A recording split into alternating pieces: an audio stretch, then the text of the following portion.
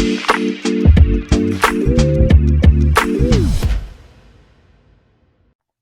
right, hello, and welcome back to another episode of the Chase Thomas Podcast, where I'm still the aforementioned Chase Thomas, coming to you live from Knoxville, Tennessee, up there in New York City. New York City. Fangraphs own Jon York Tayler. City. There we go. Yeah, there you go, buddy. No backdrop tonight for the youtube.com/Chase Thomas Podcast, folks. No skyline of New York City here tonight.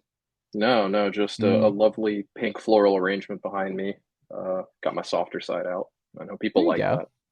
I know that's what we should just play up. It's a different room. It's a different room in John's apartment. I know that's what the viewers have been clamoring for. You know, they come up to me on the streets and they tell me all the time, you know, we love the podcast. It's so great, but can we please see some more backgrounds, some more backdrops? And I'd say we're looking at it very strongly and we're going to do something about it. There you go. John, since my running days are behind me, probably like after hitting the 32-year-old wall here in a couple months, when I broke my foot running the week of my wedding last year, it's been a pain with PT and getting back to 100% with my foot, and I can't run every day anymore. Like, those days are gone of me being a daily runner. My body's breaking down, John, so I've been like switching it up and being like, all right, when I'm good to go, what am I going to do instead? And I've taken up swimming, Jon Tayler, and I'm doing the breaststroke, I'm doing the butterfly, I'm doing a solid workout in the pool that I started today.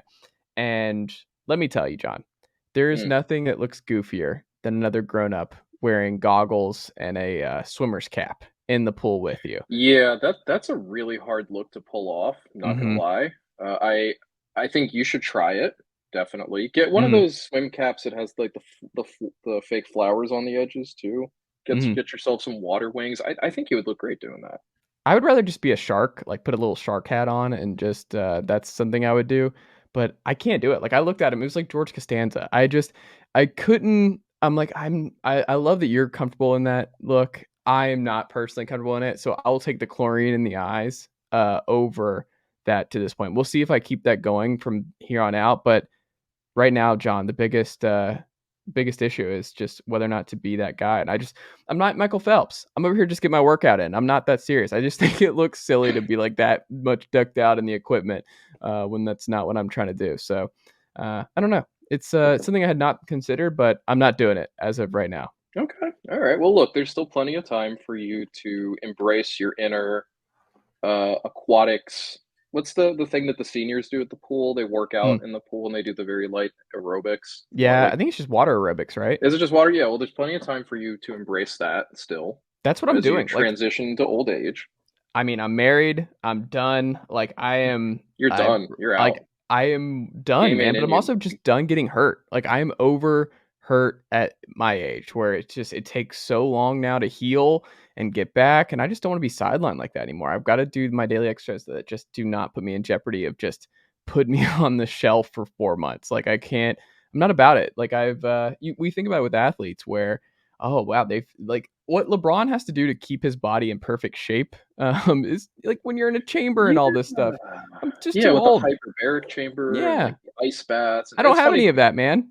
Well, it's just funny too, because like I read something on Defector today about LeBron James. He scored 40 plus against the Clippers, which means he's now scored 40 plus against every team in the league at least once. Yeah. But the highlights, he just looked so miserable the entire time. Where it's like this is where this has ended up. All those incredible treatments and the hyperbaric chambers and the protein drinks and everything, and yet here you are sitting on the bench watching Russell Westbrook and someone else get into an argument while you're losing by 30 points to the little brother franchise that also operates in this arena, and just looking the whole time like just the perpetual Joe Bluth that made a huge mistake face.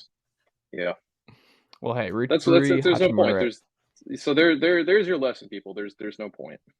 There you go.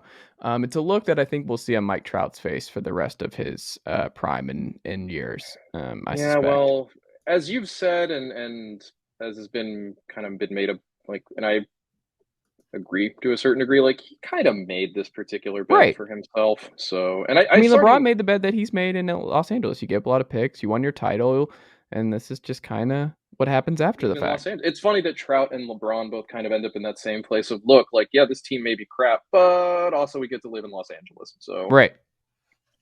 Which I get. I get it too. But who wants to live in Kansas City when you can live in Boston, Massachusetts? That's what our guy Mondesi is thinking as the new backup shortstop in Beantown, John. How great is it for Alberto Mondesi to become a Boston Red Sox? Are you elated? How are you We're still celebrating? let me say that parade's going up and down Boylston right now. Mhm. The party's been in full swing for several days. I'm not even there. I'm 800 miles away, or however far away New York is from Boston, Mhm. 400, I guess. And I can hear the celebration coming from there. They're singing on the roofs in Dorchester. They're singing in the streets of Stoughton. They're just going wild in Revere, and Mhm. I'm out of Boston town names, but no, Mm. I mean it is of a piece of this Red Sox offseason that they have a solution where you look at it and you go, okay, I guess, because like Mhm. Mondesi and Adalberto Mondesi is there are a few qualities that make him kind of ideal for what the Red Sox want to do here. For first, he's actually a Mm. good defensive shortstop. And while Kike Hernandez, I know he's played shortstop before. He's played an acceptable shortstop before. I think he could probably do it. Maybe Mhm. that's the fact that there is that maybe dot dot dot dot several question marks makes me feel better about the fact that there is someone who has actually recently played shortstop, Yeah. who is by all metrics is good at it, who is there, and I think it's something similar, although in a different direction as to what the Dodgers have with Gavin Lux and Miguel Rojas, where Mm. with Lux, they clearly want him to be the guy, but I imagine there is presumably some internal debate as to whether or not he can be the guy. So in case he can't be the guy, here's a veteran dude with a good glove who knows his role, who doesn't cost much, who can do the job for us if we need a guy to step in for Lux, or even if he can be the guy, at least a guy we can say like, oh, he's just an available defensive replacement. So we can, get Lux off a short, and maybe we can put Lux at second to get Max Muncy or Chris Taylor. It opens up some dimensions for the Dodgers defensively, and I think Mondesi does the same thing here, although on a somewhat more limited basis. If it Mhm. really does look like Kike Hernandez cannot stick at shortstop regularly, then they can just stick Mondesi there, put him at the bottom of the lineup, and at least live with the fact that he's fast and he has a good glove. If Christian Arroyo is really struggling at second base, maybe Mondesi can become an option there. And in turn, if Mondesi can be a guy to give Hernandez a break from having to play shortstop regularly, that lets him go back to center field, which he plays very well defensively, so that the Red Sox don't have to play Adam Duvall there on a full time basis, which is kind of crazy. So I don't like to spend for what it's worth, I think the trade itself is fine. The Red Sox gave up virtually not very much. A 30-year-old lefty reliever named Josh Taylor who didn't pitch at all last year because of back problems. I don't really understand this trade from Kansas City side, aside from they're just punting on Mondesi, but I kind of don't understand how they couldn't do better than a 30-year-old left-handed reliever who did not pitch last year. That seems like they were selling Well, they very also low did on this to him. themselves because they just completely botched the Mondesi call up. Like that's the whole thing. It's like his Yeah, I mean, his I think career is just sad because he got and botched when this he came up. this is what I don't like about Mondesi in particular is that he has never been a good hitter, and it's pretty Yeah. obvious at this point it's not going to happen, barring a huge fundamental change in his approach to the plate. Because Yeah. he is a big time free swinger.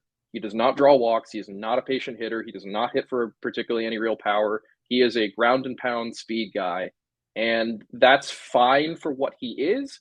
But it also really limits his ceiling in terms of. I think in an ideal world, the Red Sox would have gotten someone who not only can function as that potential backup for Hernandez, but also maybe, take the job outright.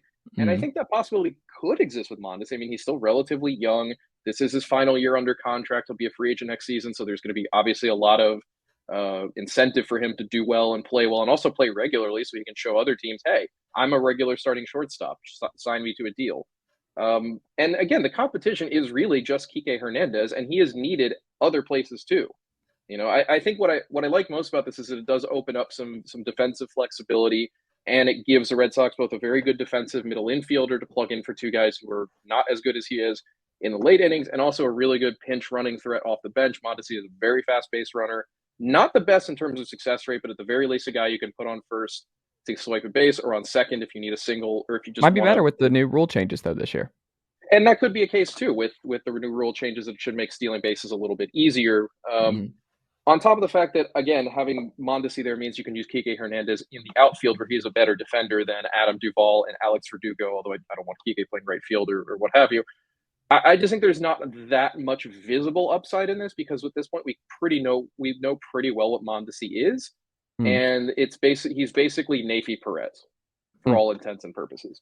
So maybe that's probably a little harsh on Mondesi, but at the same time, like I said, I think it's of a piece with this Red Sox offseason where it's not a bad move, but it's a move where you're like, why can't we do better than this?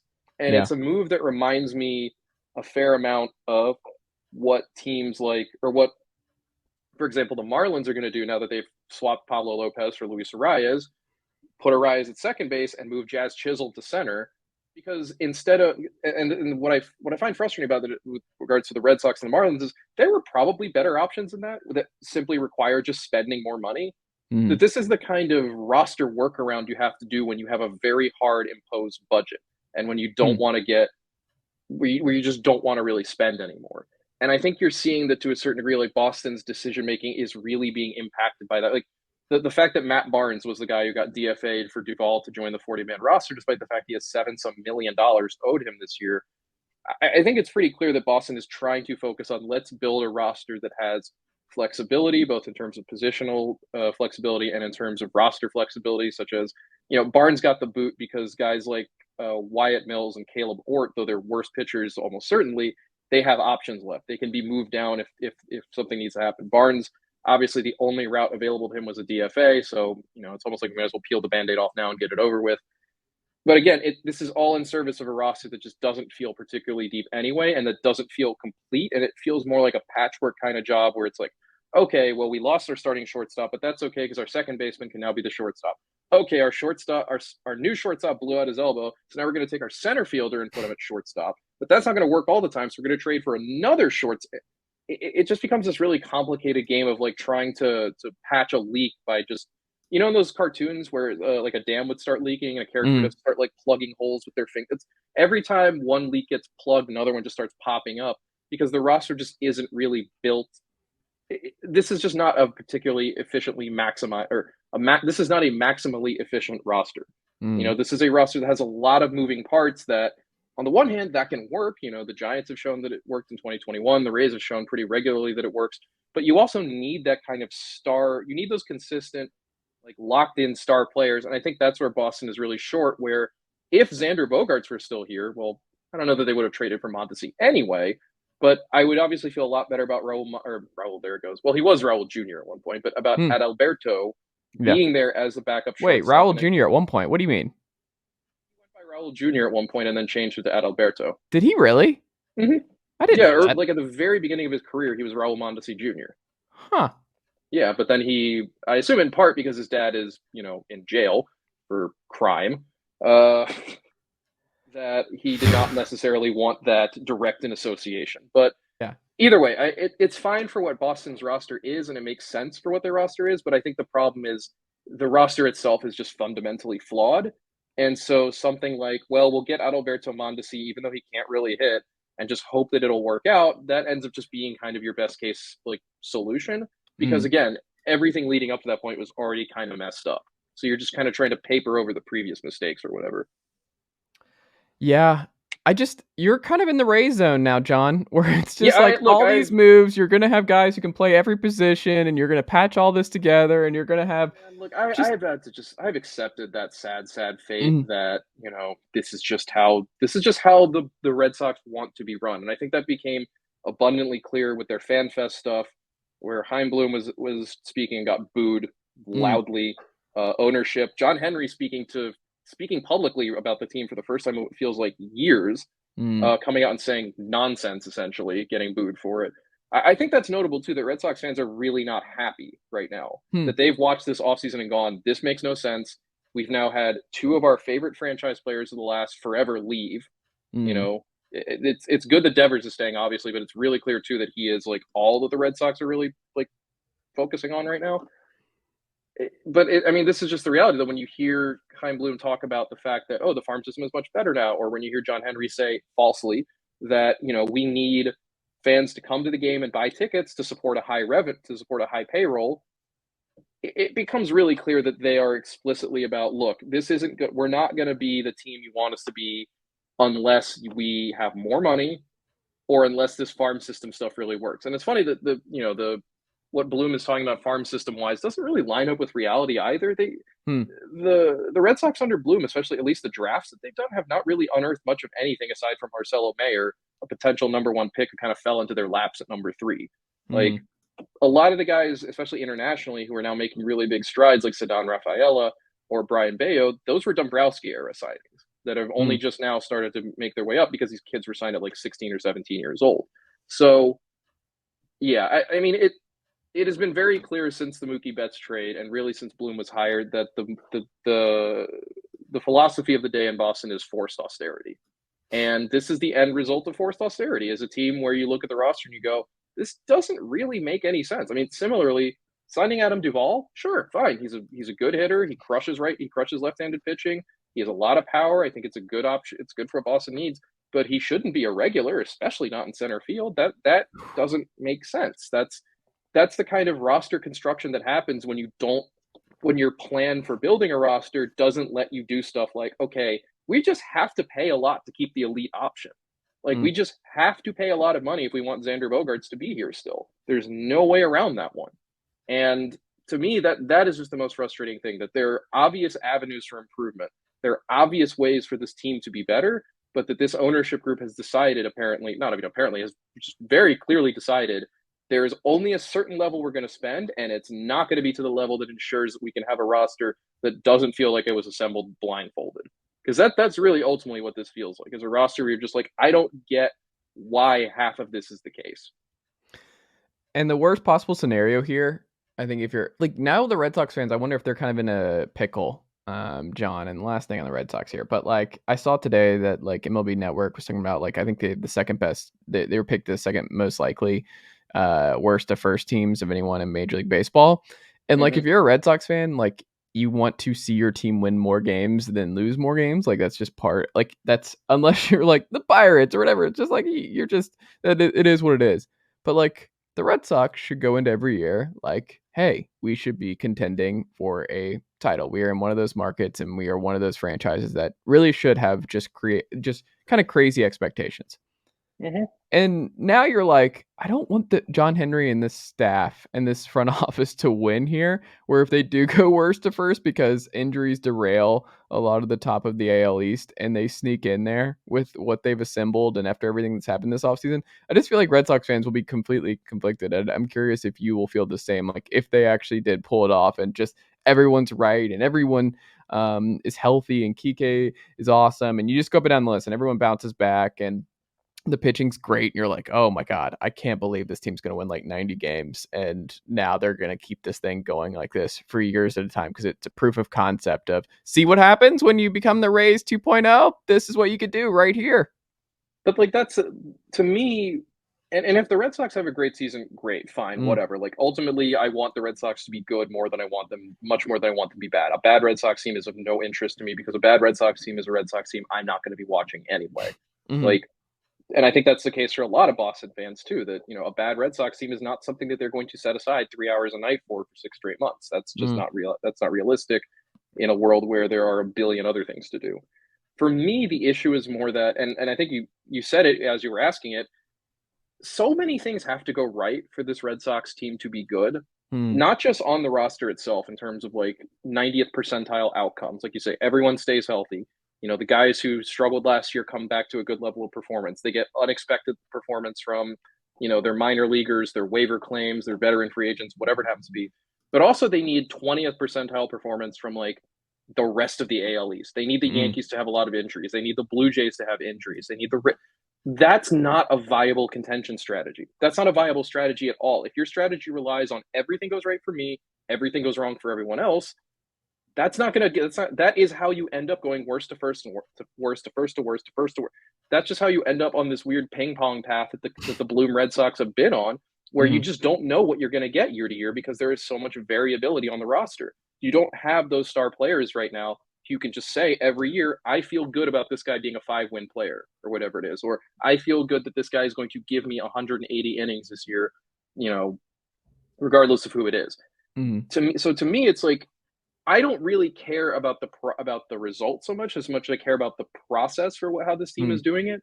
And to me, the process suggests that the result is going to be inconsistent, and that I didn't like, and that if all the good things happen, that it is not by design to a certain Mm. degree. It is by design, but it also is going to have to take advantage of a lot of luck. And every baseball season relies on luck to a certain degree. I mean, the Phillies look like, or you look at last year's Phillies, you look at the 2021 Red Sox, you look at the 2013 Red Sox.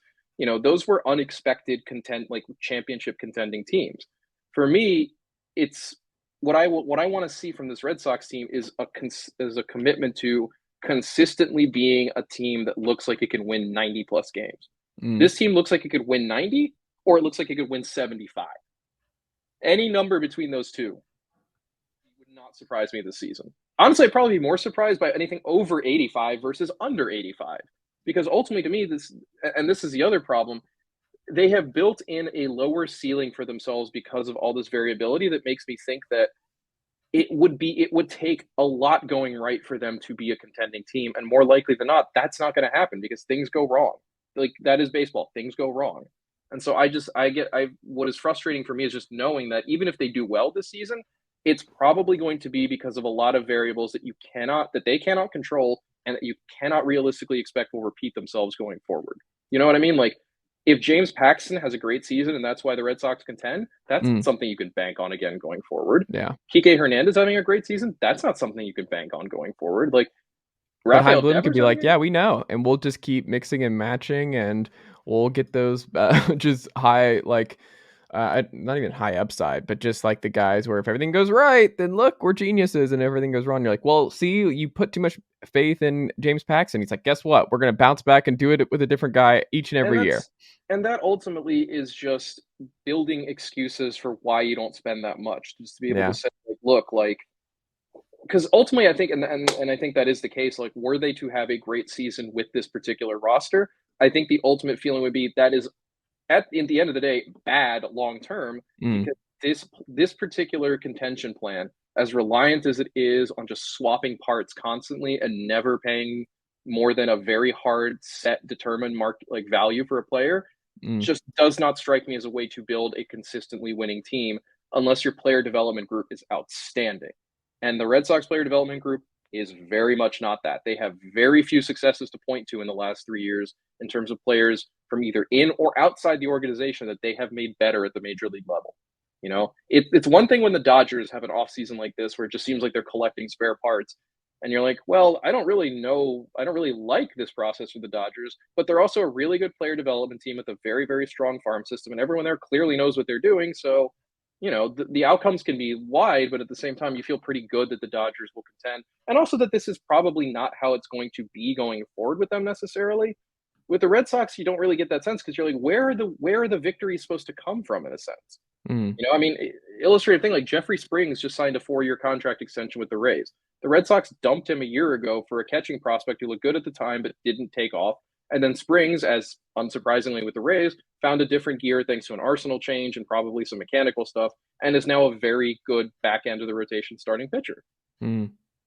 That's not that has been emblematic of Hein Bloom's time in Boston, is not getting the most you can out of players, not maximizing what they can do for you, and ultimately just the valuations for everyone just feel off Yeah. in a particular way where it doesn't seem like they have a really good read as to the value of certain players, or who has, even just like, for as much as I don't think like losing Matt Barnes is any big deal, like, he's lost velocity and he's clearly not the same pitcher he was 4 years ago when in during Boston's very good 2018 playoff run, or during their World Series run rather. Why is Ryan Brazier still on this roster? Mm. There's no good reason why Ryan Brazier should be on a major league roster in 2023. He's been one of the worst relievers in baseball the last 2 years running. Mm. What is that front office seeing that makes them continue to stick with a guy like that? What is that front office seeing where they think Kike Hernandez can be a full-time shortstop? I don't really think anyone else in baseball believes that. There are so many things that Boston seems to believe that no one else in the league really seems to be in alignment with them on. And, like, on the one hand, I'm not saying that every team has to think the same way, but on the other hand, it's kind of unusual to see what I guess the best way of putting it, anytime you see the Red Sox do stuff, I feel like the immediate reaction is, what are they doing that for? Mondesi, where after you think about it, you're like, well, it makes sense. It's like, but what are they doing that for? Why don't they just go get a better regular shortstop? This is not a solution. Mm, This is a band-aid in a sense. And it just feels like permanent solutions are not being offered unless permanent solutions happen to come from within the farm system and make the major league minimum for the first 3 years. And I think that's the most frustrating part of it is, like you said, this is not a market that needs to be small. This is not Pittsburgh, although you can argue too, Pittsburgh has no market needs to be small, but this is not a small market team. This is mm, one of the largest markets in baseball, one of the most successful franchises in baseball, with an owner who can afford both this team and one of the best Premier League teams in England. Like, mm. why are they And the operating, Penguins. and the Penguins, why are they operating like a franchise? Why are they having a Pirates offseason? That just makes no sense to me. And it's one of the things where you can totally understand how that ownership group and front office get booed when they show up in front of the fans, because I think the fans realize it too. Why are we having a Pirates offseason? Why is this how this team operates now? Under Dombrowski, it was big free agents, big trades. Now it's this.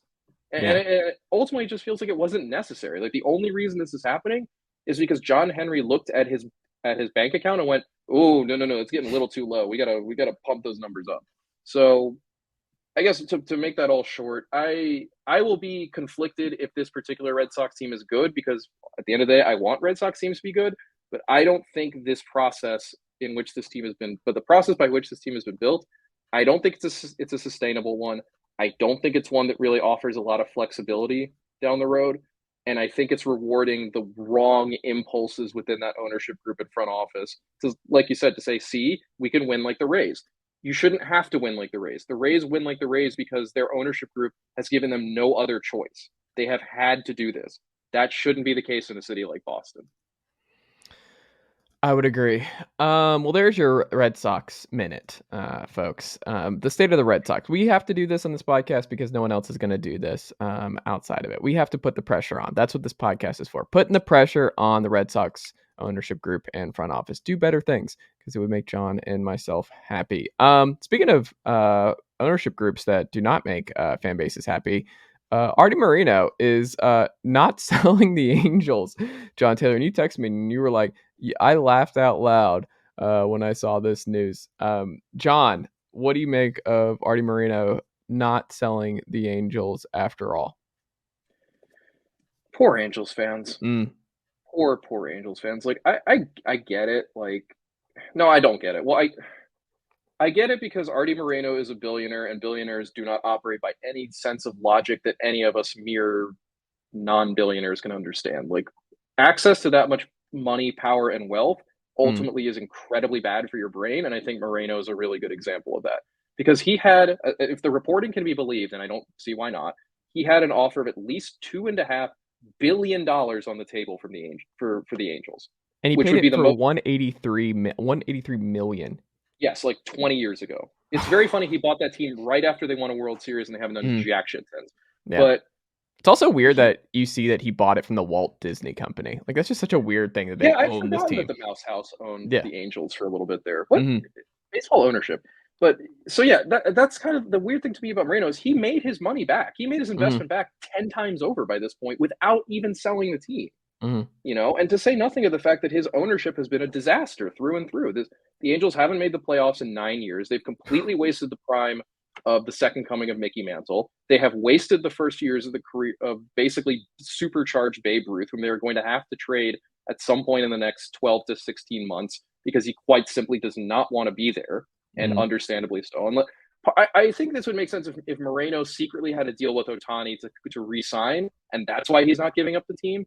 But that would also just make me sad because I don't want Shohei Otani stuck in Anaheim forever. It's Hmm. sad enough that Mike Trout is there, but with regards to Moreno specifically, mind-boggling he would turn down that money.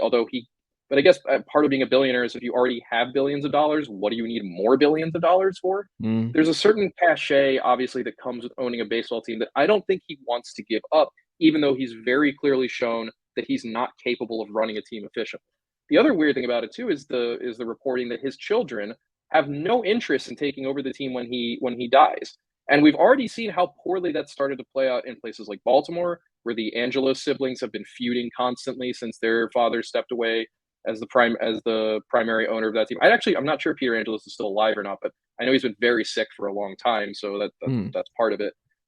We've seen that obviously to a certain degree in other sports where families seem to have no interest, like the Walton family with the Broncos. The Who's the family that owned the Saints and got into a whole mess Oh, ownership stuff when the patriarch of that family died? yeah, and it's now the wife, Benson, The Judy Benson Benson. Yeah. family. Yeah, like it passing your. I know it's a neat idea that like a baseball team can be like something passed down through the family, but like it doesn't work that way. There's no guarantee that the Moreno family has any interest in this beyond Watch once he dies. Succession, folks. Yeah, and there's also no guarantee that the Moreno kids are going to be any better than this. In fact, Yeah. they're probably going to be worse. There's no reason to expect that I mean, it'd be the hard to be Moreno, worse than what like Marino's done in the last decade. this is not like the Rooney family owning the Steelers, Yeah. where there's always, I think, been this belief and expectation that the first and foremost thing this family cares about is the Pittsburgh Steelers, and making sure that Steelers fans get a winner day in and like year in and year out. That does not seem to be the case with Artie Moreno. He does not seem to care whether or not the Angels win, given the extensive amount of meddling he does, and given how budget conscious the Angels have been in a lot of different ways. Aside from giving Mike Trout all the money in the I was world, gonna say they're because not even really budget conscious though. Like Rendon, Ohtani, they've yes, been a budget stars and scrubs team. they're Yeah. I think it's penny wise and pound foolish in Yeah. Anaheim, or you can even say penny foolish and pound wise, I guess, Mm. because yeah, giving Mike Trout a lot of money is a really smart investment. Mm. Giving Anthony Rendon, even though that deal has not particularly worked out, he was at the time one of the best third basemen in baseball, a great defender. Chronic injuries have hampered that, obviously, but that at least is something where you can look at it and go, okay, well, that makes sense. If you're going to give a lot of money to somebody, give it to that guy. It's Mm. more the moves like Zach Cozart is always the one I come back to, where it's like they gave Zach Cozart like a 3-year, $36 million deal. And it's like, why did you do that? Mm. Like your organization should have a Zach Cozart in it somewhere in the minor league, or you should be able to find one on the waiver wire. Like the stuff that Mike Trout does cannot be replicated by all but a handful of Major League Baseball players. The stuff Mm. that Zach Cozart did, probably half the league could have done that. Why are you paying what you're like? There just doesn't, and I think that's part of the thing with the Angels. There just doesn't seem to be a visible plan or intelligence as to how things are going. It just seems to be dictated by the whims of a meddling idiot owner.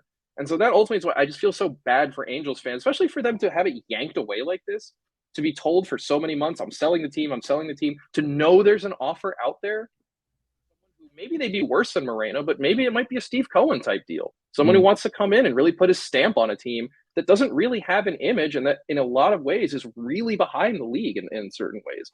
Sam Blum, the Angels beat writer for The Athletic, does a really good job kind of chronicling all the various ways in which the Angels have just come up really short against the rest of the league, to say nothing of the team in their own, obviously in their, let's say the Angels are more in the Dodgers' backyard, but having to compete with the Dodgers for eyes and attention in Los Angeles, as well as the Lakers, the Clippers, the football teams, the hockey teams, like that's really hard, especially when the Angels aren't even in Los Angeles. But you just don't get the sense that Moreno has any interest in making that effort to have this team be anything more than a shiny bauble he owns that he likes to take out of its case and look at sometimes. That is the only real vibe you get from Artie Moreno as Angels owner.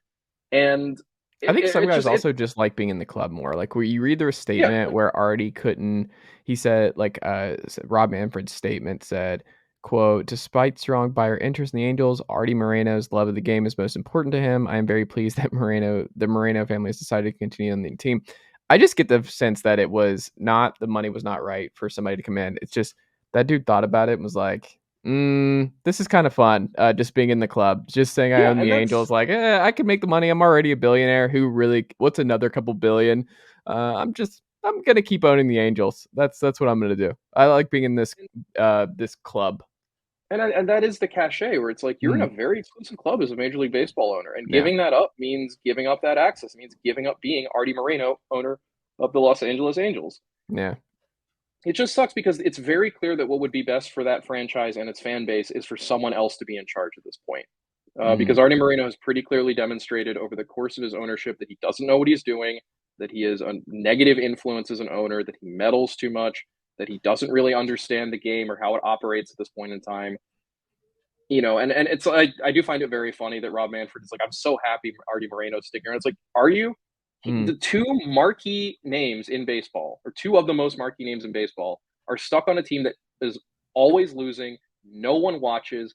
And this buffoon who owns the team is the primary reason why these two jewels of the sport exist in this wasteland of a franchise. If I were Manfred, I'd be furious that Moreno doesn't want to leave because I want new blood. Yeah. You know, I want someone who actually is going to make that team good and It's in a huge intriguing. market. This is not like the It's a Royals or huge Indians potential or market. Guardians, whatever. It's like, no, No, you're it's like in if freaking LA. Royals ownership changes hands, so be it. Like they're still Yeah. going to be the Royals. The Angels, there's a real opportunity to do something there and to make them a viable powerhouse franchise in baseball. All it takes is the right amount of investment and investment in the right people. And Artie Moreno just clearly isn't going to do that. You know, I just find it frustrating that the commissioner of baseball is happy that a bad owner is choosing to remain a bad owner. But at the end of the day, I mean, to a certain degree, Artie Moreno signs Rob Manfred's checks. So I can kind of understand why he's like, I'm so happy Artie's back. Especially because I think, too, Manfred ultimately doesn't care what the owners do, so long as they are not pulling a Donald Sterling and visibly, audibly, publicly becoming a pariah in the process, you know? Also, I would encourage Angels fans, just follow Artie Moreno around with a tape recorder. Just see what he says. You know what? You might get lucky. You might luck yourself into a Donald Sterling situation. You never know. You could do it with really any owner, and you might get it for any I'm sport. shocked that Mets fans didn't do that with. I mean, granted, the Wilpons weren't exactly out and about on the town, but like I kind of had figured that at some point some Mets fan was just going to like try to like create some situation where one of them said a racial slur like on the record and just like snowball it from like I kind of figured the Donald Sterling thing would give every angry fan base a playbook to try to get rid of their own owner to be like, let's see if we can entrap him by saying something racist. I guess the missing factor there is that Donald Sterling isn't just racist; he's also very stupid. So that has to, you know, those things have to work together. Or stupid and shameless. That's kind of the other thing. And I always think about that Barbara Walters interview with that with his friend. What did she call herself? And then Barbara's like, "You're what? You're what? His what?" That's what she said. It was an iconic. His what? His R.I.P. R.I.P. Bob. She's great. That great studio in the sky. Yeah. Jon Tayler. Yes. Scott Rolen made the Hall of Fame this week. Yes, he did. Was it deserved? Does it feel right saying Scott Rolen, comma, Hall of Famer? I think so. I mean, you're talking about one of the best defensive third basemen pretty much ever. And not just that, but also a guy who was an above average hitter for the great majority of his career, you know, and he was you know, in terms of overall, I mean, to me, it's like for this kind of thing, like I just tend to defer to Jay Jaffe's Jaws rankings just because it's just a really neat, quick, and easy way to sum up where a guy stands compared to his compatriots. And by Jaws score, Rolen has the 10th highest Jaws score of any third baseman ever. All 9 guys ahead of him are in the Hall of Fame. 2 of the 3 behind him, Edgar Martinez and Home Run Baker, are also in the Hall of Fame. And granted, Edgar was not a third baseman; he was a DH. Like, you know, he's listed at third base because I don't really know that they're actually not sure why. I mean, he played a lot of innings there early in his career. And then Home Run Baker was a early Veterans Committee pick that was a little shaky on the numbers, but was one of those guys I think more for his influence than for anything he did on the field. And I think it works too because I think you can see Rolen as a kind of easy dividing line between everyone better than him is a Hall of Famer, everyone worse than him is not a Hall of Famer. And I think that tracks when you look at the guys behind him on the Jaws list: Ken Boyer, Buddy Bell, Sal Bando. Speaking of RFP, who just passed recently. Dick Allen, Darrell Evans, Robin Ventura. Like these are guys who are very good, but at the same time, never really. I don't think you would look at them and go, "Oh, why isn't Ken Boyer in the Hall of Fame? Why isn't Buddy Bell in the Hall of Fame?" Unless maybe some Tigers fans are really mad that Buddy Bell isn't in the Hall of Fame, but. So to me, Rolen feels appropriate. I should note there, every guy, I made a mistake. Every guy in front of Rolen is not in the Hall of Fame. The one guy who isn't is Adrian Beltre, but he will be on the ballot next year. So Adrian Beltre will soon be a Hall of Famer as well. Yeah, he's going to get in. Yeah, and I think that's going to be a first ballot choice, no question. I think what the other interesting thing about Rolen being a Hall of Famer is it sets up a new kind of standard for the guys currently in the game who have Hall of Fame hopes. And I think particularly in that case, I'm looking at Nolan Arenado and Manny Machado. Evan Longoria actually has a higher Jaws score than both of those guys, but I think it's pretty clear that Longoria is now at the tail end of his career. I don't imagine he has more than a couple seasons left. That number probably is not going to improve appreciably At the very least, he's still some 7 points behind Rolen in terms of draw score. So that's all going to be WAR, and it's going to be tough for him to make up. Arenado and Machado obviously still have hopefully still have a good chunk of their careers left. The other really interesting guy down that list a bit is Jose Ramirez, who I think is going to be kind of similar to Jose Altuve in his Hall of Fame case is going to be predicated a lot on peak and less on career, because each of them had such kind of a slow, middling start to their career before really exploding into being superstars. And obviously, we're going to have to see what comes after that. But yeah, to get back to your original question, I think Rolen is a perfectly sensible Hall of Fame choice. The advanced numbers really love him. Again, one of the best defenders at his position ever. And third base is also a position that is really underrepresented in the Hall of Fame. Again, there are only 8 guys with more career jaws than Scott Rolen in the Hall of Fame right now. And that includes guys like Paul Molitor, who if you ask someone, what position do you see Paul Molitor as? Well, this is probably an age thing for a lot of us. In my mind, it's, well, Paul Molitor was a DH.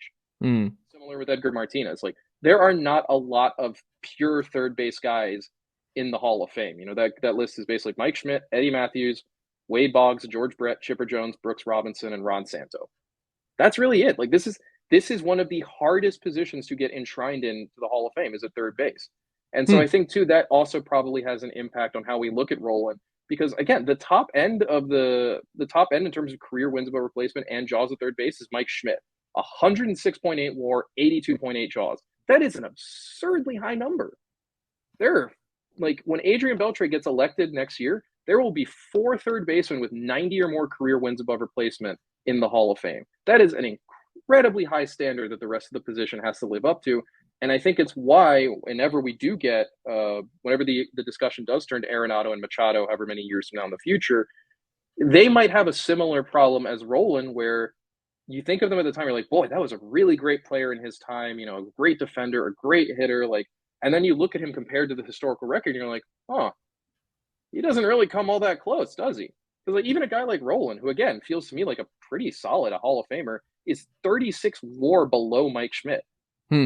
That's an enormous gap, but that's no fault of Scott Rolen's. You know, similarly, I think there are other positions where this is the case too. Right field with Babe Ruth and Ted Williams is another one where the standard is incredibly high because of just how excellent some players of that position have been. But yeah, ultimately, that's I also not just Scott hate Rolen's fault, you know? Just people get mad at, like, I don't like the discourse for Hall of Fame voting, because the Hall of Fame discourse sucks. It's a large part of why I've kind of started, like, I cared a lot more about this a few years ago, in part because I was also, when I was at SI, I was editing a lot of Jay Jaffe's Jaws work.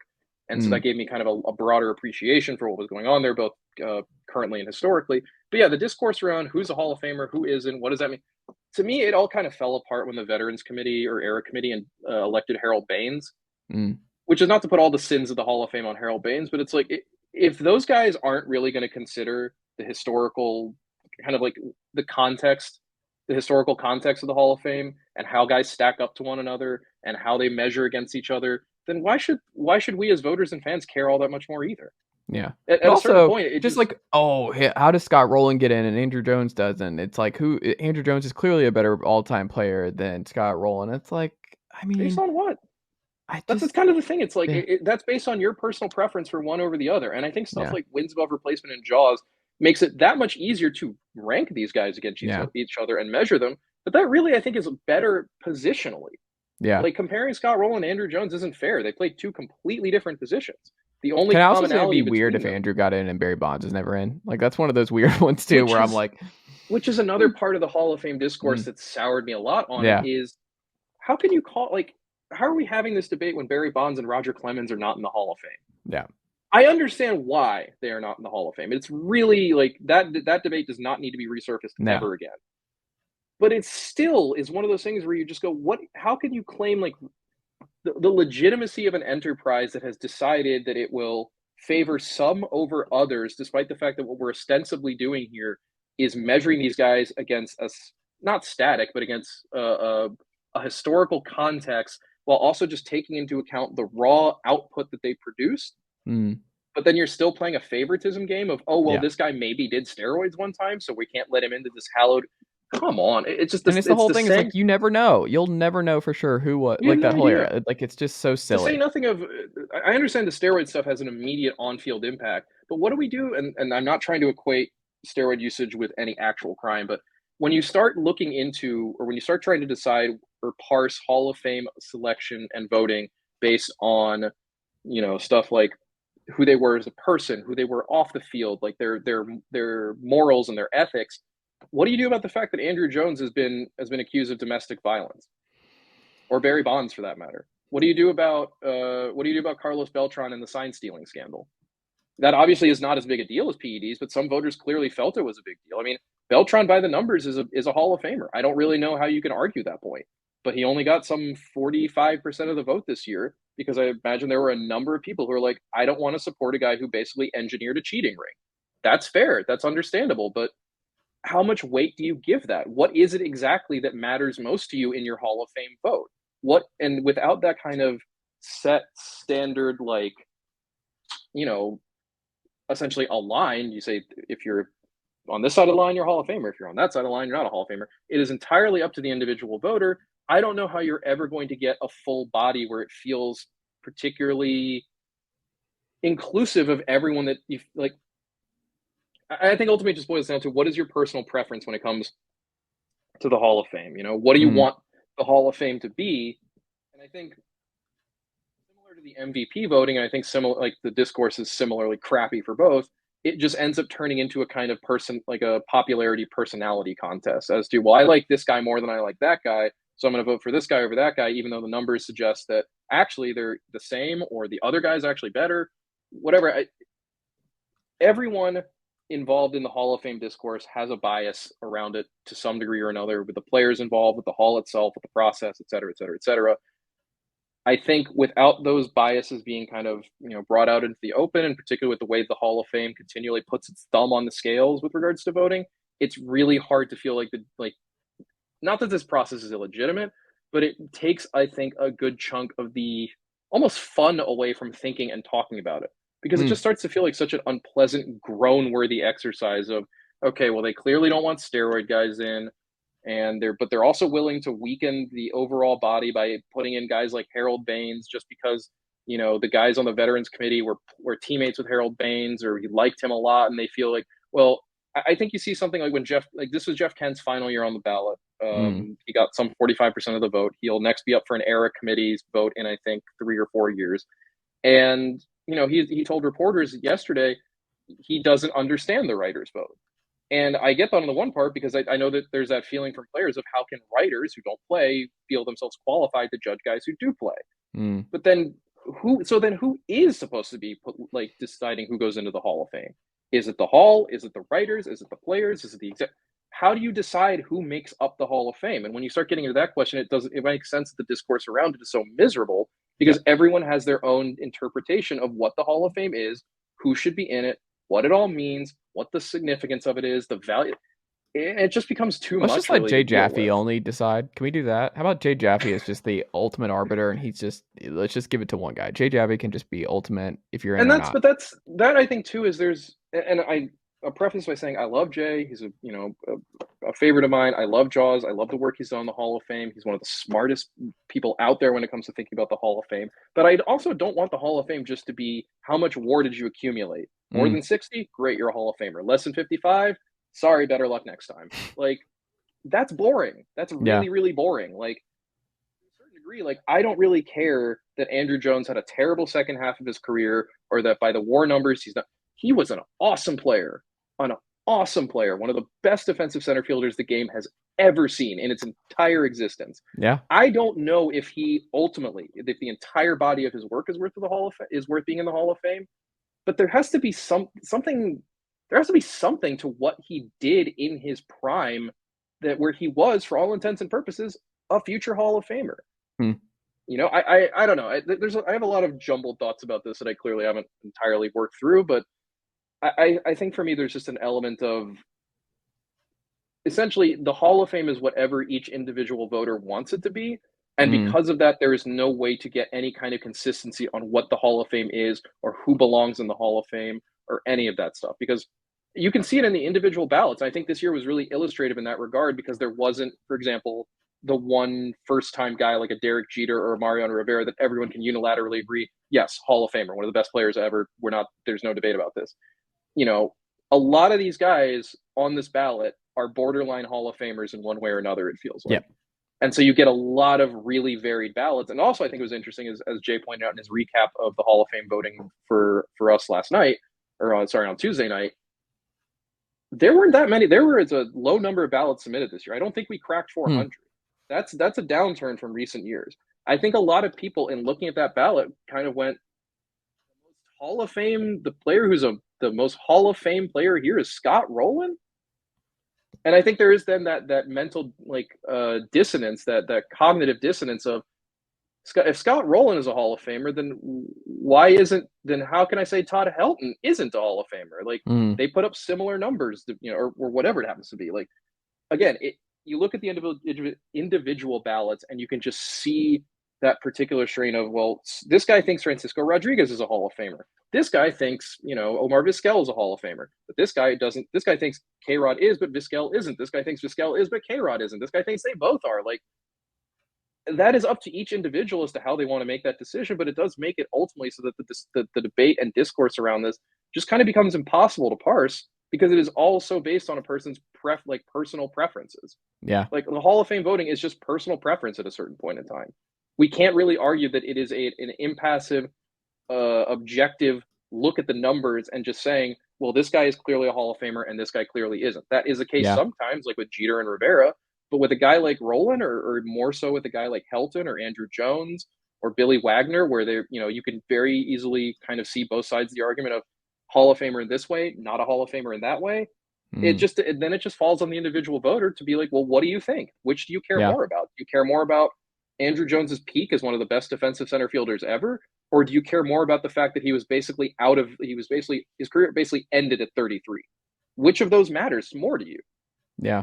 The overall body of work, the peak, without the Hall of Fame being able to say explicitly, this is what you need to focus on. And the Hall of Fame shouldn't do that. That's why I find their stance on PED so irritating, that they have come down so heavily to say, we don't want PED users in the Hall of Fame.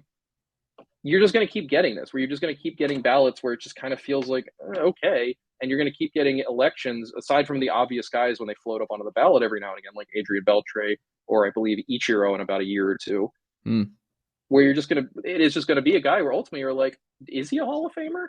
And you can point to a lot of numbers and arguments that say, yes, he is. And other people will be able to point to arguments and numbers that say, no, he isn't. Even on a guy like Rolen, where I feel like it's pretty clear that he's Hall of Fame worthy. But there are still people out there going to be like, Scott Rolen's a Hall of Famer. I never bought a ticket to go see Scott Rolen play. Again, that's the personal preference stuff. Like, what is the basis for determining a Hall of Famer? Can you imagine meeting a dude who's like, dude, I need to see Scott Rolen today, so I'll see y'all later. Look, man, if I had been old enough, like if Scott Rolen's team had been in town, how cool would that, like, be able to go watch him play defense for the entire. But he might not get hit his way. He literally might go a whole game. That's Andrew Jones. You're going to see. You're like, Andrew Jones might climb the outfield wall tonight. So, like, truthfully, the only players in baseball you're buying a ticket to go see are starting pitchers, and then dudes like Aaron Judge or Mike Trout, where every time they come to a bat, you're thinking something crazy might happen. Yeah, a really good defender like Scott Rolen, or I guess like Vizquel in his prime, was not something where you're going to be like, oh, I want to watch a ticket to watch Omar Vizquel take maybe 6 ground balls over the course of 3.5 hours. Like, no, that wasn't going to happen. But doesn't Ben Lindbergh have like a alarm during the season? Like, he watches, like, he doesn't watch Angels games, but I think he like keeps up with like when Trout and Ohtani's batting. I'm almost certain there definitely was a Trout bot Twitter account that basically was like, is Mike Trout at bat? Yes. And I'm sure there's probably an Ohtani one too, but that's all we need really for the Angels. Every year, don't watch a game, just keep up with that account, and then that's the only way I've watched Angels games for the last like 3 years. Is just is Shohei Ohtani pitching? Is Mike Trout up to bat? Great. Are they? Is neither of them currently involved? What makes you think I want to watch Luis Rengifo hit? Like, what makes you think I want to watch Dylan Bundy pitch? Like, or whoever's on the Angels roster. But like, for me, ultimately, the Hall of Fame, if it really is just down to the personal preferences of whatever the voting body happens to be it the writers, be it the ERA committee, be it whoever else, I don't really see how you can even get that worked up ultimately about who gets in the Hall of Fame. Yeah. Because it's just up to a select small group of people whose determining factors for Hall of Fame worthiness aren't going to be the same as yours. They're just not. And so kind of arguing about it just starts to feel especially pointless at a certain rate. What's not gonna be the case here, Jon Tayler, is the Yankees are going with Aaron Hicks as the starting everyday left fielder to begin 2023. Do you think this is a wise decision, John? No, not necessarily. I mean, I don't know if I'd call it wise. I'd call it the only internal, or the Yankees' highest paid internal option, and therefore the one they are going to go to by default. Mm, I would be kind of surprised if Hicks were the Yankees' regular left fielder throughout the season. I yeah. think it's way more likely that he's either replaced via trade or that Oswaldo Cabrera ends up taking the great Mm, majority of his playing time in left field. Probably because Hicks isn't going to stay healthy for the yeah. throughout the course of the season. That seems very unlikely too. He's been a very injury prone player the last few years. So, but I mean, this is standard operating procedure for Brian Cashman though. Whenever this kind of thing happens, I'll always think about the offseason when Johnny Damon was a free agent before the Yankees signed him, when Cashman was saying publicly, "Oh, Bubba Crosby will be the opening day starting center fielder," and Mm, everyone around knew that's nonsense. That's just not man, going I to be the forgot case. about that. That's a way back when. It is, and then Cashman, you know, went back on his word. Something he made like a promise, but and then it turned out that Bubba Crosby was not going to be the opening day center fielder because the Yankees signed Johnny Damon. Mm, So I mean, obviously this isn't the same scenario here because there is no one available in the free agency is essentially over by this point. yeah. There's no one left for the Yankees to sign who really makes any sense as a starting left fielder over Hicks. Like you might as well just go with what you have and see what he can do. But I think it's illustrative of a point that just because Brian Cashman says something does not mean it's necessarily going to be how things play out. I think Hicks will probably be the opening day left fielder, assuming that Giancarlo Stanton is the DH and isn't out there in the left field. I don't think that's going to last though, and I think the Yankees, especially because this Yankees team doesn't have a lot of holes. They have a few select ones, and left field is one of them. And I think that makes it easier for them to focus their resources and attention on fixing that, as opposed to being like, look, man, our roster's a mess. Like Aaron Hicks in left field is the last thing we need to be worrying about. It's like we have other problems that are far more important. The They Yankees feel don't like a really have. Byron Reynolds Yeah, suitor. and that's the thing. I imagine too that for any team, any contending team looking for an outfielder, be it the Braves, be it the Yankees, be it the Dodgers, they're probably waiting on the Pirates to come down on the Brian Reynolds asking I think price. Reynolds is already a Brave if the Braves feel better about eating Ozuna's contract. Like I think that's the only reason that this man is not an Atlanta Brave right now is because they I just think, do and not want that's to eat that contract yet. part of it too. Teams are very reluctant to eat contracts. The Yankees Yes. almost certainly don't want to eat Hicks's contract. The Braves don't want to eat Ozuna's contract. We saw how badly the Dodgers wanted to get out of having to eat Trevor Bauer's Mm, contract, even though Bauer is a sociopath who shouldn't be in the game any longer. Like it's really hard for teams to just say, for as much as a guy like Hicks can be a sunk cost, I think it's one thing to say he's a sunk cost, and another thing to say he's just whatever, we don't need him anymore. Especially because mm, I imagine the feeling around the Yankees is, well, look, if he's healthy, he can contribute. He's not a bad. It's not like we're talking about 45-year-old like Brett Gardner or something, or however old Brett Gardner is. This is a guy who yeah. within the last couple of years was productive and can be productive when healthy. I just think that Brian Cashman is saying that because, quite frankly, there are literally no other options for the Yankees at this given moment. And I don't think he wants to say we're going to bench the veteran we still owe a lot of money to and start this rookie infielder kid in left field. And that makes sense to me. Let Cabrera win the job, Mm, essentially. Let Hicks lose the job first. Especially because if you're the Yankees, I don't think Aaron Hicks is going to be able to hurt you enough if he mm. is bad that it's really going to cost you at the end of the day. I think the Yankees can survive whatever happens in left field until they find a better solution because the rest of the team is so strong anyway that they can make up for that deficit in other places.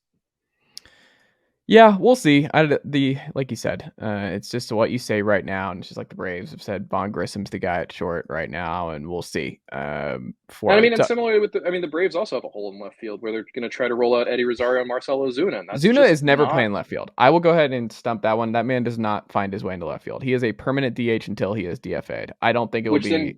well, then Yeah. that creates the other issue of okay, so does that mean that Travis d'Arnaud is only playing 3 or 4 times a week? Yes. That I mean If that's that. kind of the thing is like you end up in this position where it's like sometimes you just have to get rid of these guys. And I Well, think the that one might Braves be are okay more. because Travis d'Arnaud is injury prone, and it's like if you can actually limit his at bats and limit his opportunities in the field. I don't know. I'm I okay mean, a I little bit more of keeping him out for. I will say I think Yeah. that I have more faith in in Hicks being more useful to the Yankees than I do in Ozuna to the Braves. Oh And yeah, I for think if I sure. were in charge of the Braves, I understand. Yeah, Ozuna's owed however much he's still owed over the next however many years. it's really clear he's just not.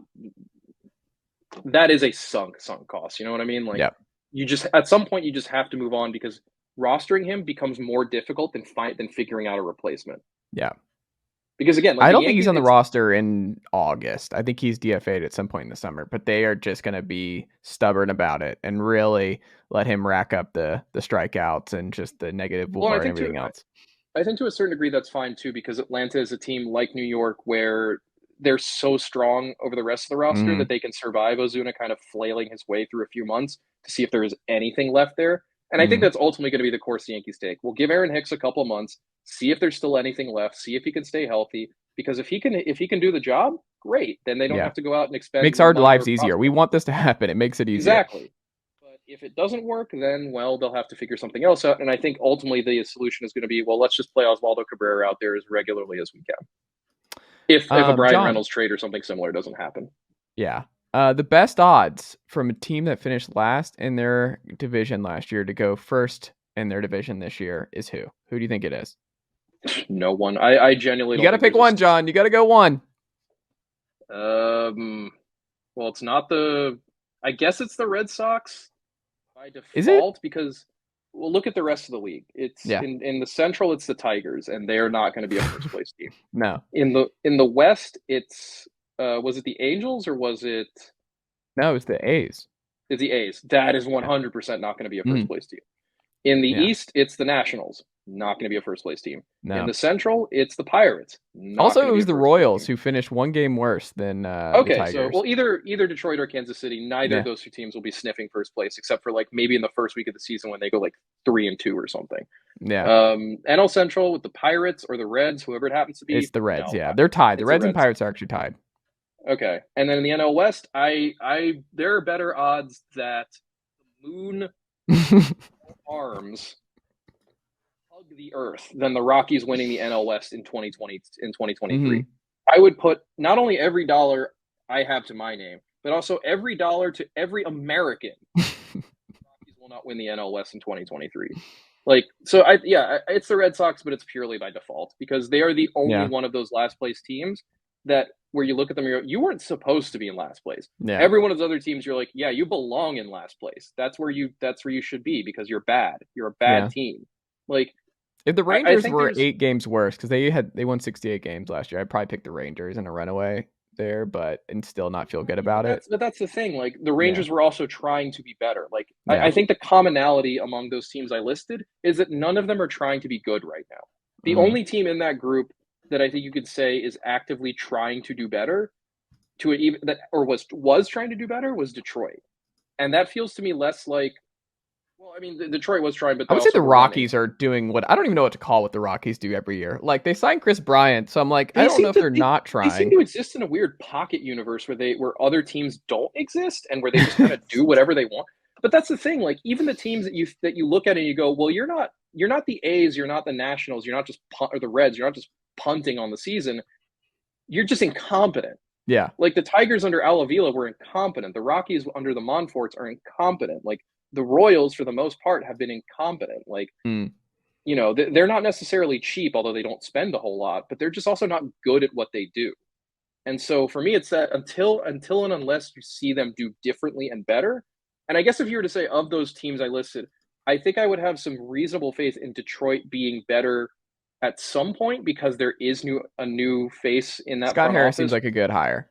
Yes, he seems like a good hire, and I think that there is the potential for Detroit to be better. But I Mm. think the problem there is that a lot of what they were banking on them on taking them to being better, namely the young pitchers and Spencer Torkelson and Riley Green, that's gone really poorly so far. Mm. And they compounded it by making two of the worst free agent signings last year in Javier Baez and Eddie Rodriguez. So it's tough. So I think by default, and again, especially because a lot of those teams, last place teams, also didn't try this offseason, I think it's Boston. But I'm not going to go out on a limb and say that either. Like that's Mm. if any of those teams do it, it is more likely than not to be Boston. But I don't think it's going to happen either. No, but look, it is interesting that that kind of stuff just is not a part of Major League Baseball anymore. We'll end on No, this. it doesn't Yeah. really happen. Bad teams stay bad teams until they Yeah. decide to be good teams. Essentially. be it Yes. because they're incompetently run or because they're cheaply run, or both. Most of the time it's both. Most of the time it's both. Jon Tayler, there was one trade, a pretty big one. We've been waiting for it. Pablo Lopez was traded to the Twins. My question to you, when we look back at this trade 5 years from now, who do you think won the trade? I mean, I feel comfortable saying the Twins won the trade looking at it from right now. I think I mean, it's interesting because you don't get a good like, this is a good challenge trade. You don't really get those anymore. You Yeah. know, pitcher for a hitter, like 2 names you're like, "Ooh, I kinda like this for both sides." I just like it more for This trade Minnesota. slaps. It goes hard, fam. Um, whatever the kids say We're now. so old. Yeah, it hits me so much every day. Mhm. Um, but I think I like it more for Minnesota in part because Arias doesn't he feels like a kind of squarish peg in a round Mm. hole. I mean, the Marlins had to move Jazz Chisholm to center to make that work. And I also think that for as useful as a guy like Arias can be, that team needs more. And I think I would have liked to have seen them get more for a guy like Lopez because this is secretly the thing with Miami. For as Mm. much as we've talked about, oh, they're great young pitching and how good they are developing pitching, um, they don't have a lot of depth beyond the guys in that starting rotation Yeah. right now. Like, and the big thing here is losing both Max Meyer and Sixto Sanchez to injury. Meyer Mm. obviously is going to be out the entire year because of Tommy John. Sixto, I don't think anyone genuinely really knows beyond the people on the Marlins what's happened with him and his shoulder. But Mm. those 2 losses alone have wiped out a ton of projected depth for Miami. Like Yuri Perez is maybe the best pitching prospect in baseball behind Grayson Mm. Rodriguez, but at the same time, he's still a prospect. You cannot count on him popping up and immediately being ready to go. Like, to say nothing about the fact that I think playing a rise at second base means I like that the Miami roster is basically oops all second basemen, but none of them are actually good at second. Like Luis Ariz is not a good second baseman. If he Mm. were, the Twins would have just been playing him there, but they're Yeah. not. They didn't. They They're played good him at with first base. Polanco. They're happy with Jorge Polanco, and I think ultimately that's what makes me think about this or like this more for the Twins and the Marlins. Pablo Lopez is a better fit for what the Twins are doing because they Mm. really, really needed another starter, and not Yeah. just another starter, but an above average starter. And Mm. they got that in Pablo Lopez, no questions asked there. I think he's a better fit for the Twins than Reyes is for the Marlins. And I think Mm. especially too Miami having to give up 2 prospects too, and not big name prospects either, but lottery tickets for the most part. I think that also swings a trade for Minnesota because they get 2 more additional pieces to work with, be it guys who they can develop within their system, or maybe they turn around in 6 months and flip those guys as part of a bigger deal for somebody else. So I I wish really the like the Twins trade had one for more arm. Like, it's now just the Pablo they still Lopez do. show. Like, I don't trust anybody else in this rotation outside of Pablo. Pablo, I like Sonny Gray for the most part. I like Yeah. Joe Ryan for the most part. He's all right. It's Just a bunch it's of fine. 4.11 FIP guys. It's just a bunch of 4.1s. It's tough, but like I think Mm. especially when I mentioned the thing with Miami's defense is that's going to be a really bad defensive infield. And it's an Mm. open question as to how good Jazz Chisholm was going to be defensively as a center fielder, position he's never played before. Mm. 2, how good he's going to be when he has to deal with Avisail Garcia on one side of him and Jorge Soler on the other. Those Mm. 2 are butchers. That's going to be a really tough assignment off the bat for Jazz Chisholm to say nothing about the fact that he missed a lot of time last year with lower back problems, which can have Mm. a tendency to be kind of chronic. So yeah, I think for The left Miami, side of this what infield is Juan Segura and Gene Segura and Joey Wendell. Like, what is this? either of whom should be at that position? That's the other thing. The Marlins are just playing everyone out of. It's like the Red Sox; they're playing everyone out of position. In part because the simpler thing to do would have just been, why don't we just give a lot of money to Dansby Swanson Mm. and just kind of figure it out from there? John, are they running back Jorge Soler as their permanent DH? Like, is that happening? Either a permanent DH or sometime left fielder. Oh my god. Yeah, this lineup is bad, and that's the other part of this. Is Luis Ariz is a good hitter, but he does not meaningfully change Miami's offense No. because that team is way more than 1 bat away. They're like 3 or 4 bats away. And I think what Do I you was think they could have gotten expecting with better for Pablo Lopez, or do you think this is the best they could have done?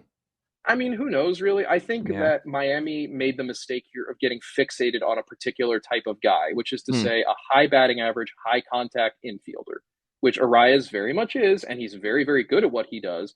But he's also, again, not really a difference maker for the rest of that roster and lineup. And he doesn't really Yeah. offer that much flexibility in terms of what you can do with him. He is out of position at second base, realistically. Like that's not this isn't the equivalent of trading for like well, no, it's like Luis Ariz is all players are flawed, but like he is flawed in a way that doesn't really make sense for the Marlins. And Mm. I think I would have understood this trade better for Miami if they were coming off like an 85 win season. They are one bat short. They have just way too much pitching. They didn't find a deal in their liking to free agency. This feels more like we didn't try in free agency because we didn't want to spend money. And we were really hyper focused that we wanted this kind of hitter. Mm. We just made it happen regardless of what the fit was going to be. We just figure it out after the fact. I don't know. I don't ultimately just don't like it that much for Miami. I think Ariz is a great player, but I just don't really see how much extra he can do for that team, given how many holes. Like you said, Jorge Soler is the regular DH on that team. Mm. Avisail Garcia is the regular right fielder. Like there is going to be a lot of Joey Wendell in the monitors. Like none of that is ideal, really. None of that is ideal. I think this is Miami just kind of not. They're trying to. I think this is Kim Ng trying to make the best of a bad situation, which is basically my ownership group will not let me spend money. Mm. Which I think fittingly too that we're getting rumors now that there are people interested in buying the Marlins, such that Bruce Sherman has had to come out and say I'm not selling the Marlins. Which no, if someone makes him a big enough offer, he should 100% take that money and run because he, as I've said many times on this podcast, uh, Bruce Sherman does not have the money to run a Major League Baseball team. That's really, really clear at this point. Like that team is woefully underfunded, and I really would love to see for the umpteenth time in franchise history. I think new ownership could be a good thing here Yeah. because this is the kind of trade you make when ownership ties one hand behind your back and says, "Okay, so we're not signing any free agents, so figure it out." It stinks. But I really like it for Minnesota, and I really like what Minnesota's just done since bringing Carlos Correa back. I think they've kind of not just accepted, but also like made it clear, hey, we're going for this division. We are going to we want to win this division. And it's not going to be a Chicago style.